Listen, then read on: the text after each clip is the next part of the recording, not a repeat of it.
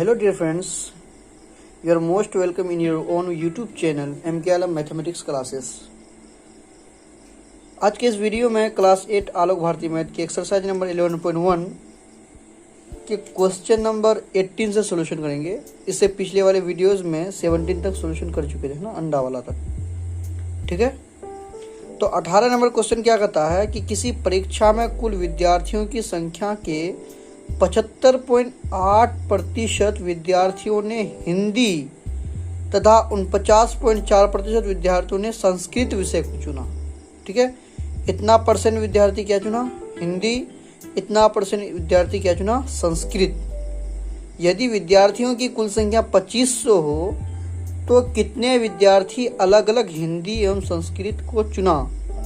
ठीक है, तथा कितने विद्यार्थी ने दोनों विषयों को चुना? मतलब कुछ ऐसे स्टूडेंट्स थे जो केवल हिंदी में एग्ज़ाम दिए, या कुछ ऐसे स्टूडेंट्स थे जो केवल संस्कृत में एग्ज़ाम दिए, और कुछ उनमें से ऐसे स्टूडेंट्स थे जो मिला जुला किया, मतलब दोनों हिंदी भी रखा और संस्कृत भी रखा। तो हमको तीनों चीज़ निकालना है। ठीक है, तो कैसे बनाएंगे? देखिए, टोटल आपको कितना देके रखा है स्टूडेंट्स? 2500। तो वही लिखेंगे, नंबर 18 आपको दिख रहा ना क्लियर? कुल विद्यार्थियों की संख्या, कुल विद्यार्थियों की संख्या बराबर 2500। ठीक है, कुल विद्यार्थी यही है ना। उसके बाद क्या बोलता है? कुल विद्यार्थियों के 75.8% विद्यार्थी ने हिंदी, ठीक है, विषय को चुना। तो हिंदी विषय वाले विद्यार्थी, हिंदी विषय वाले विद्यार्थी क्या हो जाएगा? 2500 का 75.8%, 75.8%। तो 2500 ई हो गया, और का को हटाने के लिए गुना 75.8, और प्रतिशत को हटाते हैं तो क्या देते हैं? नीचे में 100। और ये देखिए, पॉइंट उठाएंगे तो नीचे में क्या आ जाएगा? 10 आ जाएगा, क्योंकि पॉइंट के बाद एक डिजिट है। कोई दिक्कत? यहाँ से काटिएगा तो ई 0000 मर्डर हो जाएगा। यहाँ से काटिएगा तो 5 6 25 आ जाएगा, 5 दूनी 10 आ जाएगा। ठीक है, फिर यहाँ से इस 2 और इसको काटेगा तो 2 तिया 6, बचा 1 15, 2 7 14, और 1 18, 2 9 18। ठीक है, गुना कर दीजिए। 9 गुना 5 45 का 5 हासिल 4, 7 5 35 और 4 39 हासिल 3, 3 5 6 15 और 3 18। यानी 1895 विद्यार्थी ऐसे थे जो हिंदी वाले थे। ठीक है, बराबर कितना आ गया? 1895। कोई दिक्कत नहीं ना। अब लिखेंगे संस्कृत विषय वाले विद्यार्थी, संस्कृत विषय वाले विद्यार्थी। फिर कर देते हैं अगेन, विषय वाले विद्यार्थी। ठीक है, तो टोटल का यानी 2500 का कितना प्रतिशत वाला था? 49.4, तो 49.4% यही था ना। अब फिर वही तरीका, 2500 और का को हटाने के लिए गुना, और 49.4, प्रतिशत को हटाने के लिए बटे 100, पॉइंट को हटाएंगे तो बटे 10, 0000 वही कैंसिल आउट हो जाएगा। 5 6 25 हो जाएगा, 5 दूनी 10 हो जाएगा। 2 से काटिएगा तो 2 दूनी 4 हो जाएगा, 2 चौके 8 हो जाएगा, बचा 1 14, 2 7 14 हो जाएगा। और गुना कीजिएगा तो 7 5 6 35, 4 5 6 20, और हासिल 3 था 23, 2 5 6 10 और 2 12। यानी 1200 स्टूडेंट्स ऐसे हैं जो क्या हैं? संस्कृत विषय वाले हैं। ठीक है, अब देखिए कुल मिलाकर के हिंदी और विषय दोनों को मिला, हिंदी और संस्कृत वाले विद्यार्थी कितने थे हम निकाल लेते हैं। इसीलिए हिंदी तथा संस्कृत दोनों विषयों वाले विद्यार्थी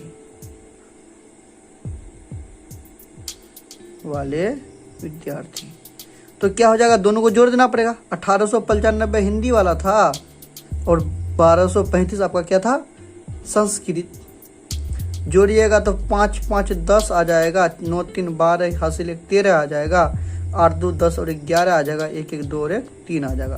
यानी 3130 ऐसे विद्यार्थी थे, है ना, जो दोनों में थे, मतलब दोनों मिला करके थे। ठीक है, देखिए टोटल स्टूडेंट्स आपका कितना था, 2500 स्टूडेंट्स, है ना। अब दोनों मिला करके इतना आ गया, तो हमको पूछता है कि कितने। अब देखिए मिला जुला भी इसमें है कि दोनों भी बोलता है कोई, है ना, इससे बढ़ गया तो क्या लिखेंगे, इसीलिए दोनों विषयों वाले विद्यार्थी, दोनों विषय वाले विद्यार्थी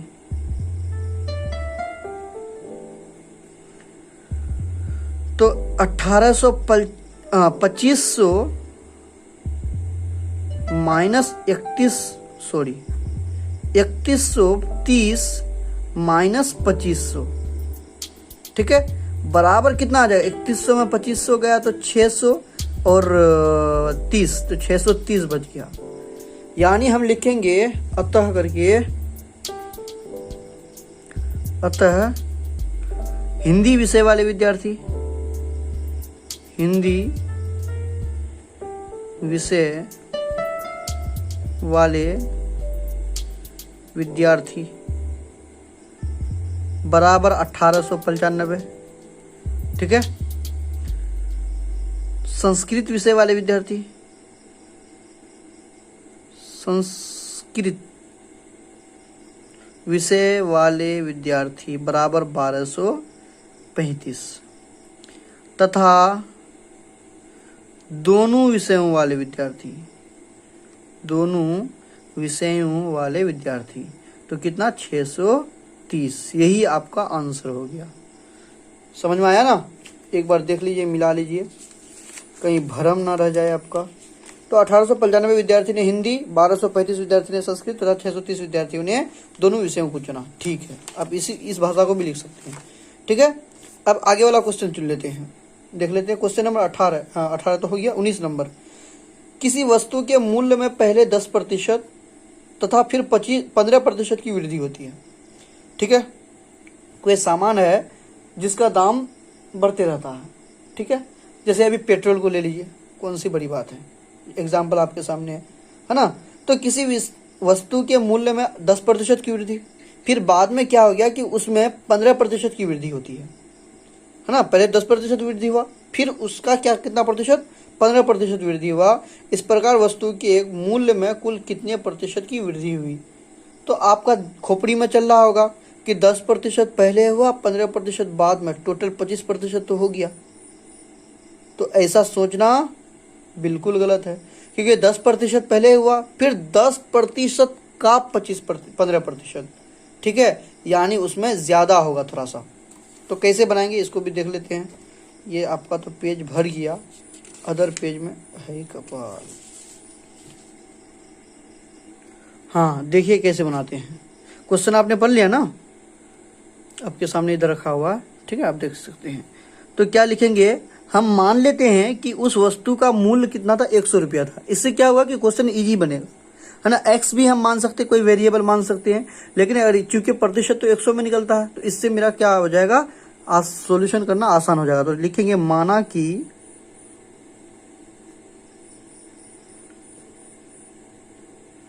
वस्तु का वास्तविक मूल्य,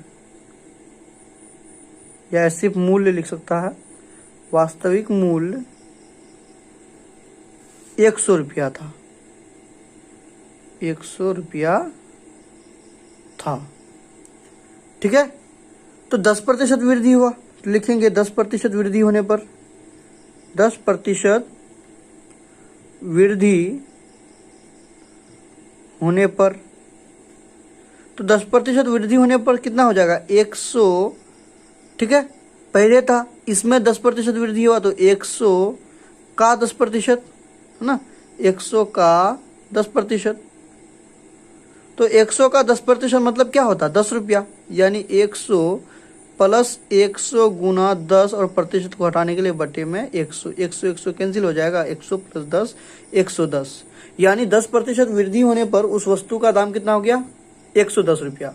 अब फिर हुआ क्या 110 रुपया, ये 10% वृद्धि होने पर हुआ, फिर इसमें 15% की वृद्धि हुई, मतलब फिर इसका दाम कितना बढ़ा 15% बढ़ा, तो लिखेंगे फिर अगेन 15% वृद्धि होने पर। ठीक है, तो 110 रुपया दाम था, इसका 15% बढ़ा तो 110 का 15%, यानी 110 को रहने दो और 110 गुना 15 और बटे में क्या आ जाएगा 100% को हटाने के लिए 10 कट जाएगा और 15 गुना 11 गुना 15 आपका होता है 165, यानी हो गया आपका दाम 110 रुपया यहाँ पर, और 165 है बटे 10 तो कितना आएगा 16.5। ठीक है, अब दोनों को जोड़िएगा तो 110 और 16.5 कितना हो गया 126.5। ठीक है, तो देखिए शुरू में दाम कितना था 100 रुपया, अब बढ़ के कितना हो गया टोटल 126.5 रुपया, तो बढ़ा कितना खुद से दिमाग लगाइए, 26 टका 50 पैसा दाम बढ़ गया, तो लिखेंगे इसीलिए कुल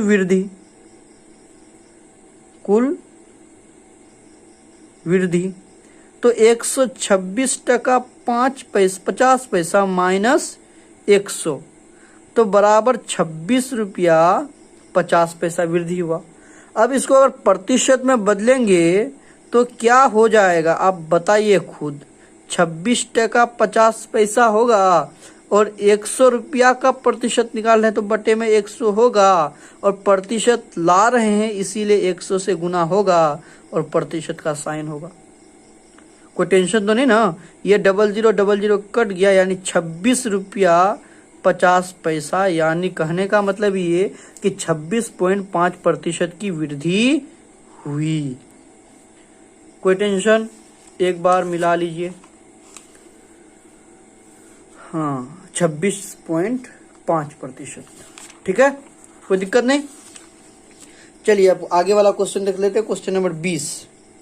राम के पास 19,500 रुपये थे, है ना, राम के पास टोटल कितने पैसे थे 19,500। उसने अपने धन का 1/5 भाग अपनी पत्नी को दिया, ठीक है, तथा शेष 30% अपनी छोटी लड़की को दिया, है ना। बताइए अब उसके पास कितने रुपये बच गए, यानी टोटल बंटवारे के बाद, टोटल बांटने के बाद उसके पास कितने रुपये बच गए, तो कैसे निकालेंगे, लिख लेते हैं। क्या लिखेंगे, राम का कुल धन, राम का कुल धन कितना रुपया था 19,500 रुपया, ठीक है। उसके बाद पत्नी को दिया, है ना, पत्नी को दिया गया धन, पत्नी को दिया गया धन, धन लिख दीजिएगा। तो 19,500 का 1/5 भाग यही दिया ना, यानी कितना 5 तिया 15, 4 45, 5 9 45 और 00, यानी वो अपना पत्नी को कितना रुपया दिया 3,900 रुपया किसको दिया, अपनी पत्नी को दिया, ठीक है। अब तो उसके पास कितना रुपया बचा, है ना, इतना रुपया दे दिया। तो शेष लिखेंगे पत्नी को देने के बाद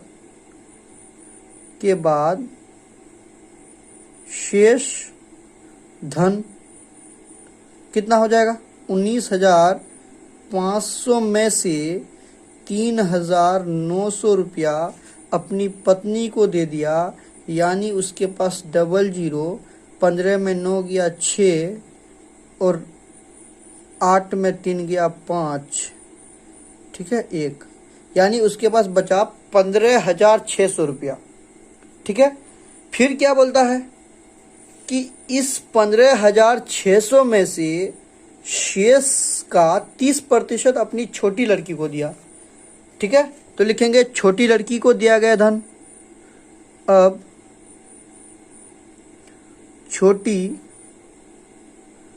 लड़की को दिया गया धन, तो कितना दिया, 30%, यानी 15,600 का 30%। कोई दिक्कत, यानी अगर इसको निकाला जाए तो 15,600 गुना 30/100% को हटाने के लिए, और 0000 का मर्डर हो जाएगा, गुना कीजिएगा तो 6 18, 5 15, 1 16, 3 और 1 4, यानी 4,680 रुपया किसको दिया, अपनी बेटी को दिया। ठीक है, उसके पास कितना, देखिए टोटल इतना था, इतना पत्नी को देने के बाद उसके पास 15,600 बचा, फिर 15,600 में से 4,680 रुपया अपनी छोटी बेटी को दे दिया, तो कुल कितने रुपये बच गए शेष लिखेंगे। इसीलिए